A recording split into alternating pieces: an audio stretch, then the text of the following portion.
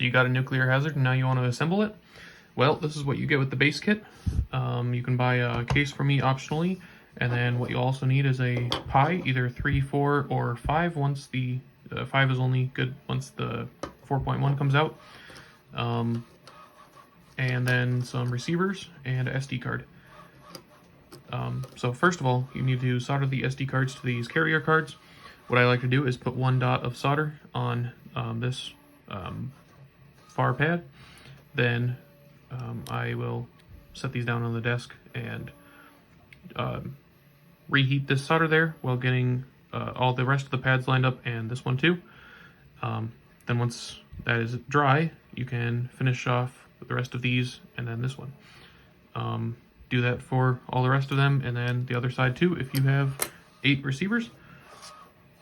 Once you have those put together, they will look like this, a set of 4 with receivers on both sides. Alright, we'll set those to the side for now.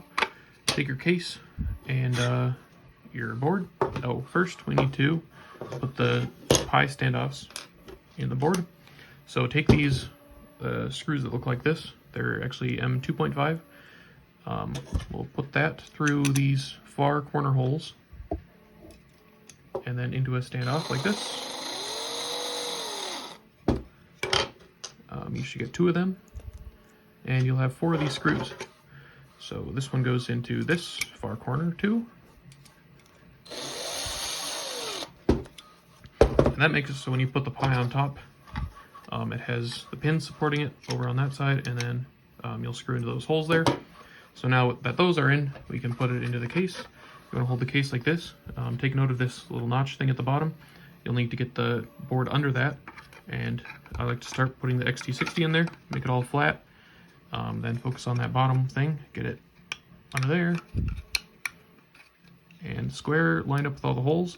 Now you don't put screws into these bottom holes, even though there are places for it. It just makes it really hard to get out. Okay, so I got it under that thing in the bottom, and all the holes are lined up. So now I'm going to take one of the shorter M3 screws. One looks like this, and I'll screw that into here. Now you want to make sure you push hard enough that the threads get started, and then stop as soon as there's like a small bit of a resistance. You're just wanting to hold it in. You don't really need to hold it. It doesn't need to hold it tight. It just needs to hold it from, you know, flopping out.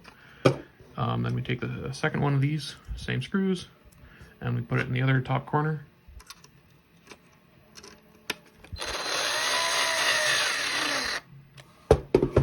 Okay, that's in there.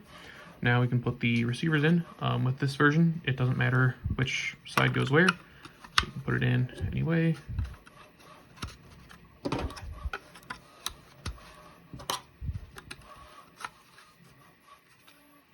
Okay, now I'm going to screw the fan to the top of that case. So to do that, just line it up, and you want to make sure that that it's like this, so that the screws, when they go down in here, they can recess into there. You don't want it like this.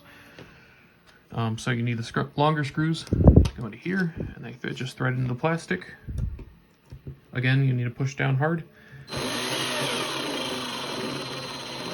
And go slow, and then stop as soon as there's any extra resistance.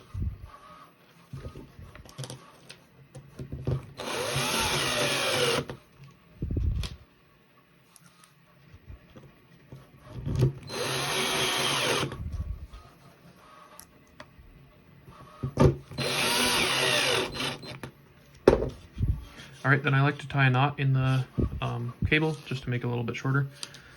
Now we need to put the Pi in. Make sure you don't have the SD card in yet, because it could catch and bend up.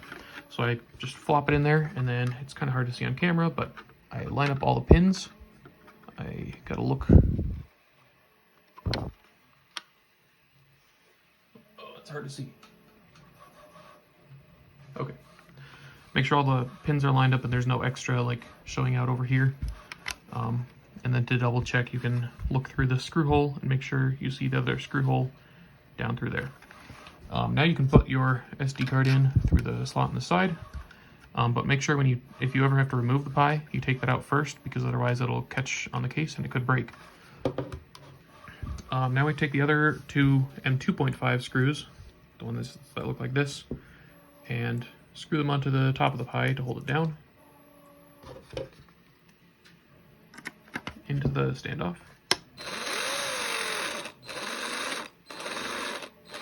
Again, they really don't have to be tight.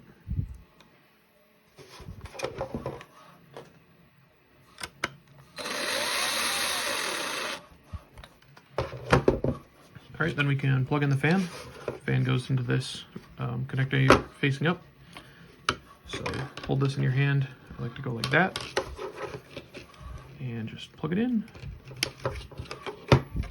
Then you need to route the cable so that it doesn't hit the fan, you know, when it's all in there, it could go like that. So one way to do that is to route it along the back of these. And once it's like that, just make sure that these are all seated fully in before closing it up. Then you just put the lid on, and you take the rest of the 4 shorter screws, screw them in. Don't go too tight again.